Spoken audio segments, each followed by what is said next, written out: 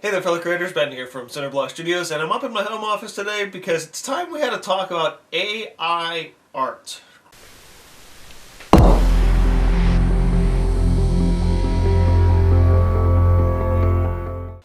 So I'm hesitant to call anything generated by AI art, so for the duration of this video I'm calling it AI images or image generation or something of that nature. And we'll get into why in a bit here, but for those of you that don't know, there is a trend right now where previously made images are being plugged into a few different sort of AI generators, and what spits out of them are just new interesting ideas. And a lot of these are showing up in the world under the tagline and under the name AI art. What's interesting about AI art, I find, that I don't think you can call it art at all under any circumstances. I mean, what's being generated by these programs are fascinating, very very interesting, and can be a good tool, I think. But we're on the cutting edge of a brand new tool for artists and creators, and I think right now things are getting dangerous because stuff is getting misused. And it's not good. So before I get into the more of the rant that I'm doing today, I do want to talk a little bit about what kind of potential these AI image generators hold.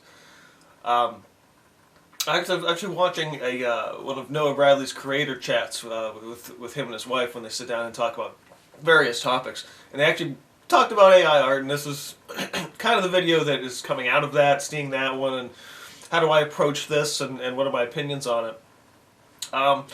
Like Bradley, I think, or the Bradleys, I should say, I feel like these AI generators are definitely interesting tools, and I want to leave it at that as tools. They can be tools to help artists and clients and fans of the arts see what they might be interested in hiring an artist to do.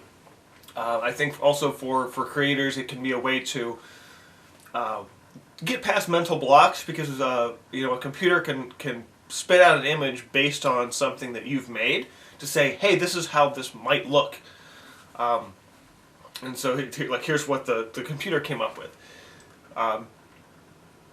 and I feel like that can be a good jumping off point in a lot of ways. But at this point in time, I think that's as far as that should go. I actually saw a series of images that I think a friend of mine shared with me the other day, and it was they used AI to create what a Muppet version of Doctor Who would look like, and the program runs through. I don't know how long they actually take. I think it can't be any more than a couple hours or something. I imagine it depends a little bit based on your computer's hardware.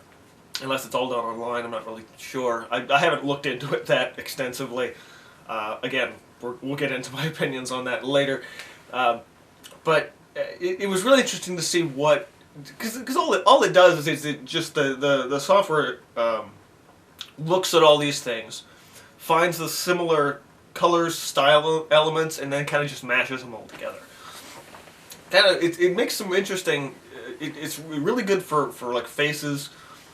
Most of the time, stuff I do like landscapes could be very easily replicated. For whatever reason, it can't. These programs are really bad with like hands. You see like hands with like 7-8 fingers on them, and it's like what? But it's really quite fascinating, and I think in a lot of ways it's sort of like a visual thought experiment. So like a philosophical thought experiment of what if, and that. These AI images are essentially a visual what if, and it's really, and again it's really cool. It's interesting, but again now we got to talk about the dangers here. So there's a lot of stuff, and a lot of ways this is already really being misused because it is so new and it's basically the Wild West. One of the biggest problems is. This is something that I didn't think would ever really be possible. Is my thought is technology can't. Technology has replaced a lot of jobs. manufacturing stuff in particular, robot builds and everything like that have certainly eliminated a lot of previously human-driven positions. But I always said, like, you can't do it with a creative field because, you know, creativity requires the human element to that.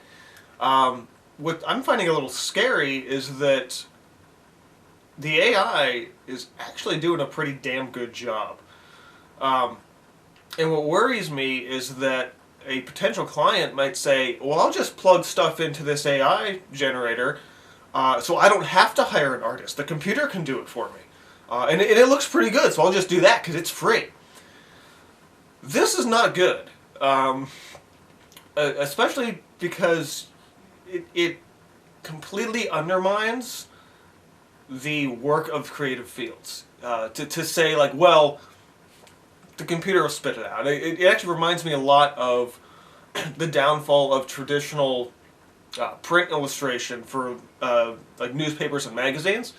Because for a long time that was all just hand-drawn stuff. And then when the camera came along, it basically destroyed the entire illustration industry and moved it to more of a niche market to where it is children's books, individual illustrators doing some interesting things like mixed media stuff. A lot of illustrators went digital for that reason, because that was that onset in the 90s where Photoshop, I think first Photoshop CS1 was, I think, maybe 93 or 94, and there was a guy, I can't remember his first name, his last name was Campbell. It was the first. He was like one of the first guys that like popularized using Photoshop to paint with, and kind of has built that digital art out there. And now there's like multiple programs to do digital art, and you know the whole concept art industry is basically driven by the digital medium.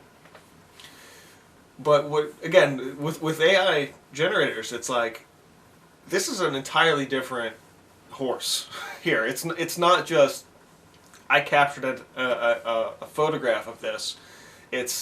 I'm making it up. I'm completely making up this entire idea, and again, like, I find the potential is you can essentially do what the artist's job is to think of something and then have something else bring that idea to life. So the something else has always been artists, like hire an artist so they can help bring your idea to life. But now when somebody can do that themselves, they may not go to an artist in the first place, meaning that the already limited market for artists is going to be more limited. Part of the issue, though, with people having their ideas computer generated now is that is part of the misuse is people are going, oh, look at this AI piece that I created. No, you didn't create that. The computer created that. And it's actually been showing up on a lot of image sharing platforms, and I'm going to bring up DeviantART because there's a bigger story here that literally just happened a week ago, where it's like, here's an image, and most people aren't going to read the description box these days. I still cross my fingers that people do, because I tend to put a lot of information in my description boxes, especially for completed pieces and things. Well, not that I post completed pieces on like Instagram, but still. So you have somebody post a thing, and it's like looks really cool, gets a ton of favorites and likes and stuff, and in the description box it'll say something like, "This is a thing I played around with on AI." And so now it's like, wait a minute, you're garnering the attention for something you didn't do, which personally I would say is kind of plagiarism. Not to mention that some of these AI generators, they're basing their generations based on pre-existing art. So I'm going to jump into something else in a minute here, which will explain this better. But when you have these people that are going, spits a bunch of AI images out, this one looks good, okay, I made this now. No, you didn't. No, you didn't. I'm actually hearing stories from other artists. A lot of artists are putting out sort of these like tricks to beat the AI system, to future-proof your work.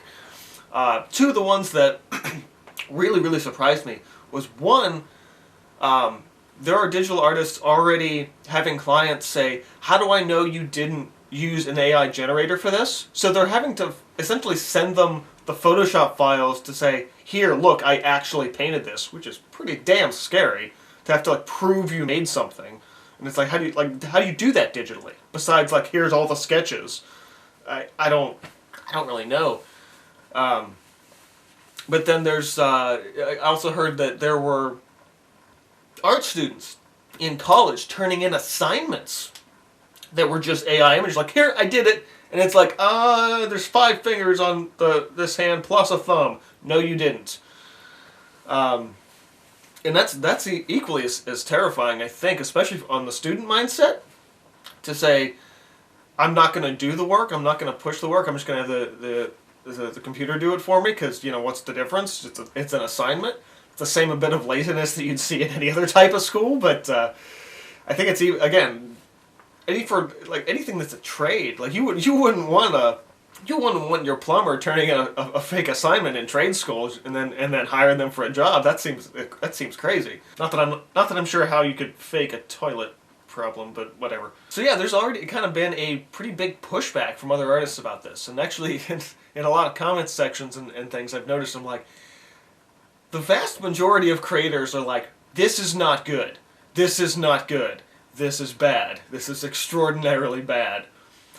Not only because I think people are afraid to be like replaced by a computer, because that's a thing anyway. I still don't think that'll happen. But one thing I do find that these AI images do is they kind of undervalue the time and work and effort it takes to put into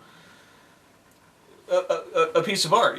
Like if a computer can spit it out in an hour, why should I spend 8, 10, 12 plus hours doing a piece or hiring an artist to do a piece when this computer can spit it out?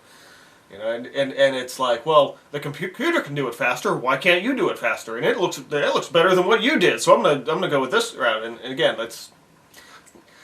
it's gonna create, and I think it already has created, a series of fairly entitled clients who seem to not really understand how the physicality of creating something works.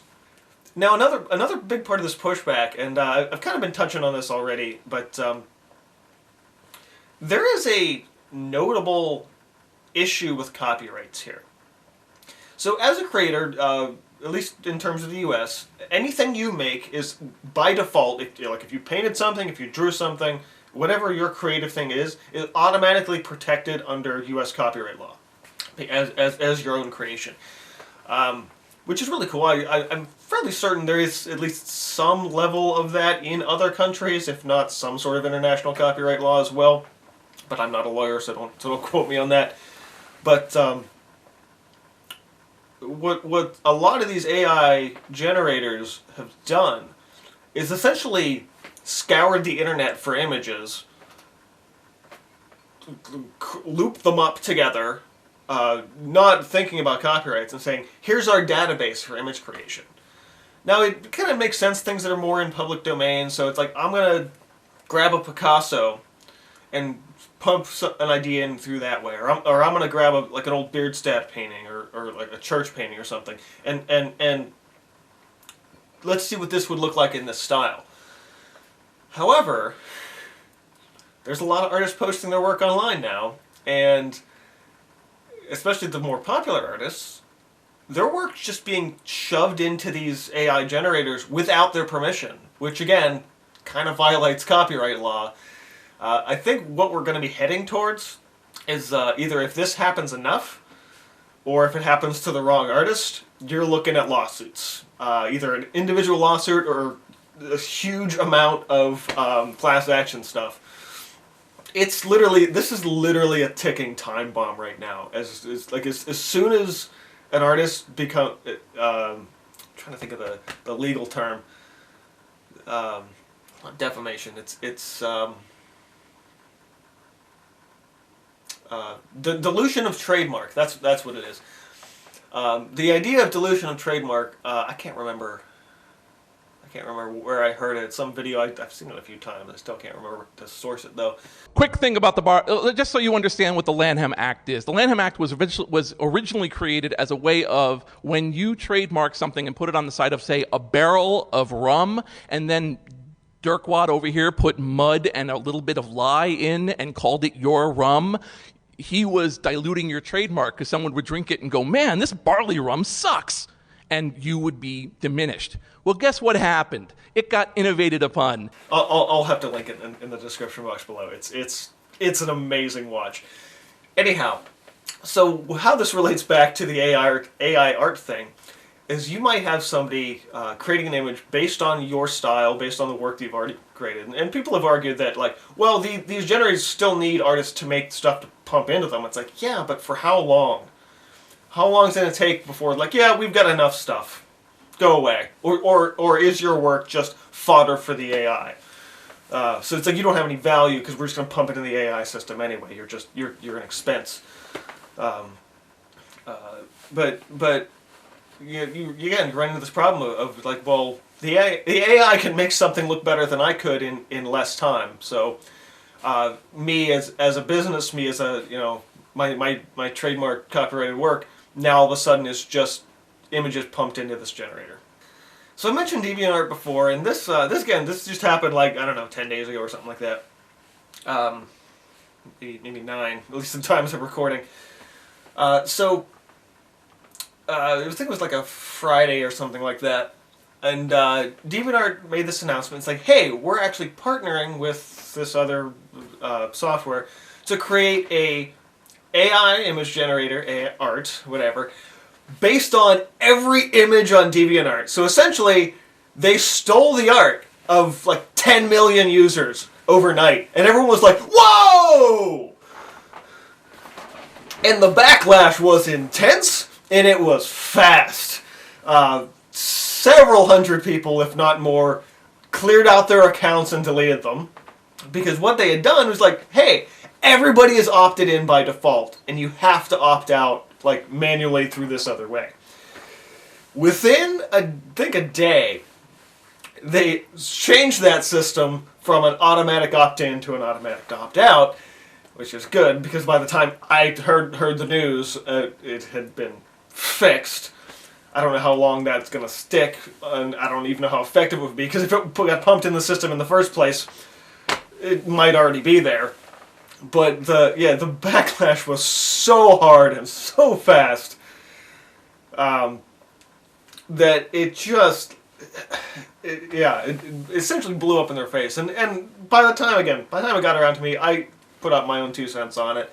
I'm like, no, DeviantArt, no, this is not how to do this. Also, it was just like, hey, we're doing this thing, and it's like, people already don't like this AI stuff.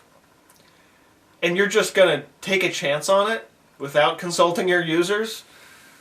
It really, like, my confidence in DeviantArt wasn't real high in the first place, but this basically tanked it. It essentially showed that not only is the platform completely tone deaf to creators, but it's willing to do stuff more for profit. I mean, it's a company, it's going to. But it showed that its user base wasn't important to them. And I've been teetering on leaving DeviantArt this year in general. I cleaned out the account. I don't really use it much anymore. It's kind of just a portfolio site for me at this point for just a few pieces. But like a move like that made me really kind of rethink where I'm keeping my art online. And it's like, yeah, this is not okay. So I'm not sure what's going to come out of that as a result in the long term. I'm hoping that just most people just don't use it and it just gets shelved, But the problem is especially for non-creators, people who don't consider themselves creative, these AI generators are giving them a foot in to the creative world, which again I think is a good thing. But again, how it's being misused is putting every artist that has ever lived and will ever live at risk by essentially stealing their work. So I think a big part of this is actually starting to define what we really consider art.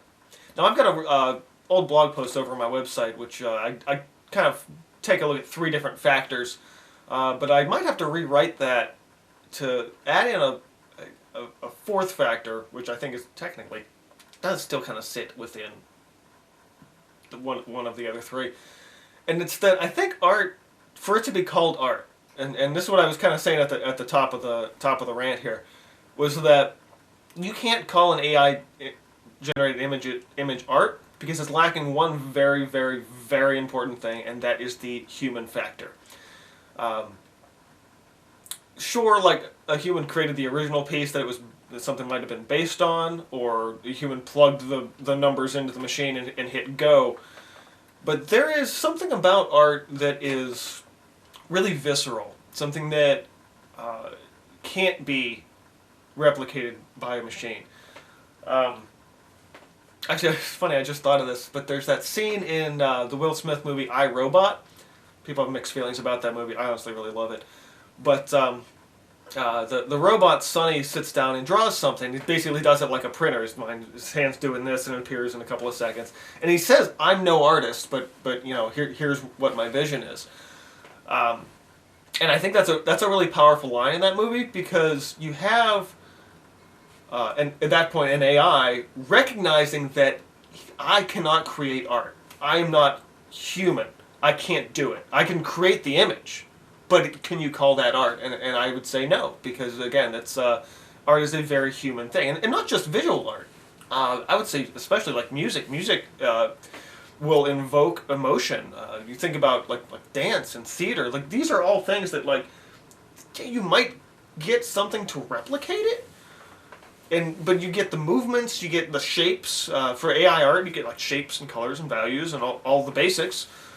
But there's an important factor there, and it's the human emotional experience. And that's something that drives a lot of stuff. And specifically, I would say for visual arts, it drives style. And more importantly than style is what style is kind of built on, and that is how we make mistakes. And AI doesn't make mistakes, it just doesn't quite have its algorithm right. People keep tweaking it and tuning it so it's better and better and better and better. Which, granted, that's kind of the idea of how skills work, but in the human sense. But we're always going to be flawed. Humanity is flawed. That's the nature of humanity. And by that, art is flawed. Even the most perfect realism you will ever see is a flaw because it's a copy. It's an imitation of reality. And that's sort of the what I keep coming back to when I think about these AI generators. I refuse to call them art for that very reason. There's no humanity in that. You know, someone's own personal experience and how they learned art and how they continue to learn art informs every stroke of the pencil or brush they make.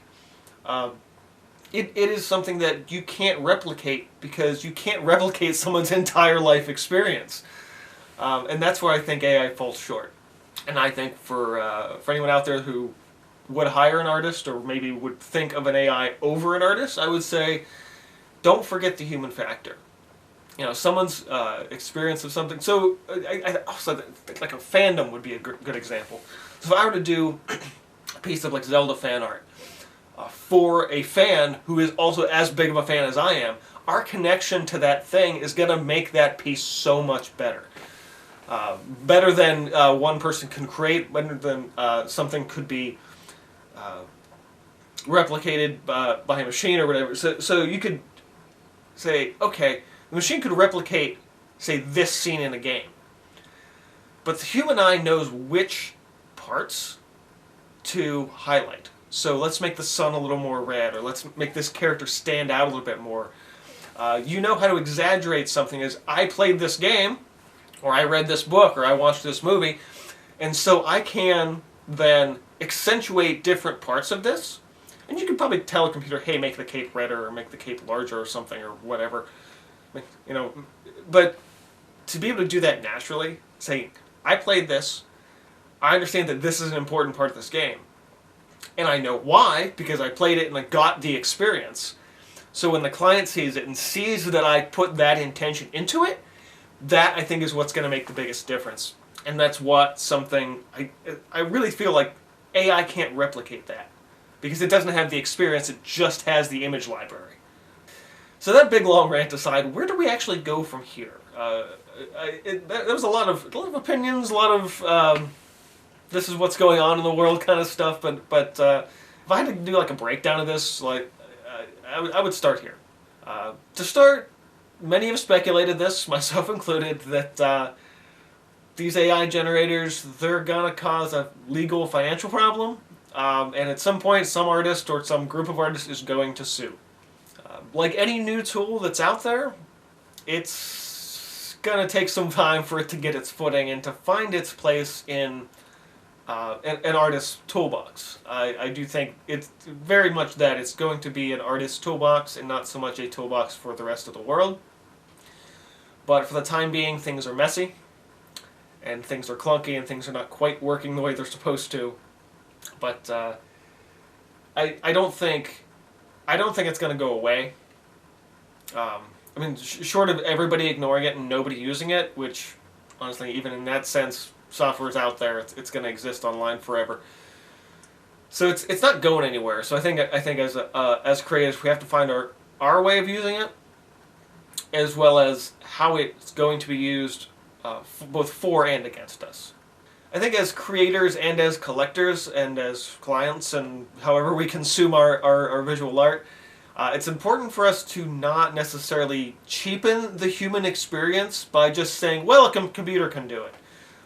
If we do that, I think, obviously not even creators and collectors, but just humans in general, if we cheapen our own life experience to what can be replicated by a machine, I think we've missed something on a much deeper level than just creating.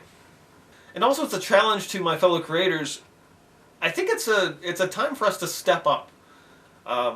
If a computer can immediately replicate a piece, or even make a piece that's better than what you're making now, it's time for you to go back to the basics and learn again.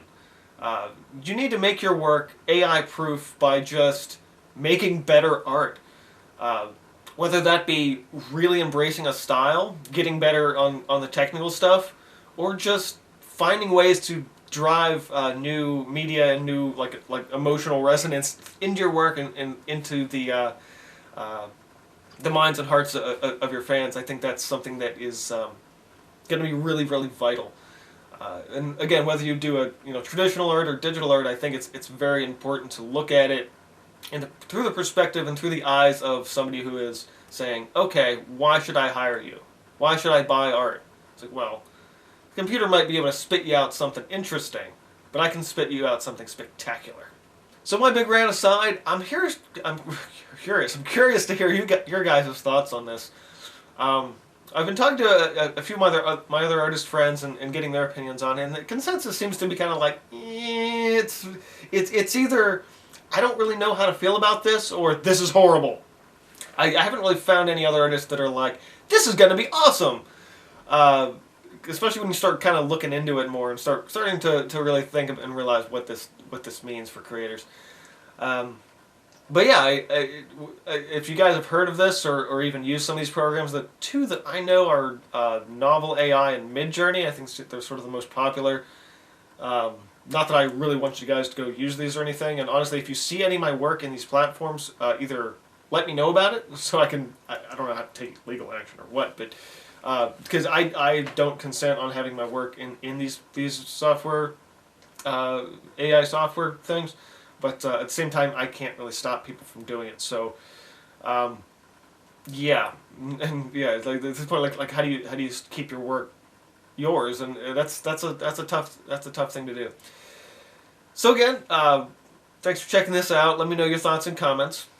Hit the like button if you learned something or enjoyed something here. I do think this is something that we do need to keep as creators at the forefront of our minds, especially as the technology evolves.